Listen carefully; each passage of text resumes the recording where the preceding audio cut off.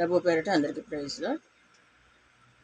ప్రభువు తన్ను ప్రేమించే వారికి ఏవి సిద్ధపరచునో అవి కంటికి కనబడలేదు, చెవి వినబడలేదు, హృదయమునకు గోచరం కాలేదు. ఆయన ఆశీర్వాదాలు ఎవరైతే తన్ను స్వీకరించి ఆయనకి ఇష్టంగా ఎవరైతే జీవిస్తారో దేవుడి దగ్గర ఉన్న ప్రతి ఆశీర్వాదాలు కూడా ఆయన అనుగ్రహిస్తాడు. మంచి ఈవులన్నీ కూడా వారికి మాత్రమే. ఆయన్ని ఆశ్రయించి ఆయనకు లోబడి ఆయనకి ఇష్టంగా ఎవరైతే జీవిస్తారో పరలోక సంబంధమైన ప్రతి ఆశీర్వాదంను వాళ్ళు పొందుకుంటారు.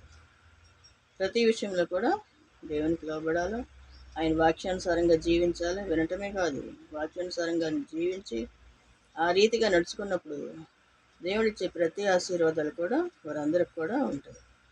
కాబట్టి ఆయనకి ఇష్టంగా మనం జీవించాలి. లోక ఆశల్లో, లోక నటనలో జీవించకుండా దేవునికి ఇష్టంగా జీవించినప్పుడు ఆయన ప్రతి ఒక్కరికి ఆయన ఆశీర్వాదాలు ఇచ్చేది. దేవుని కృప అందరికీ తోడుగా ఉంటుంది. ఆమేన్.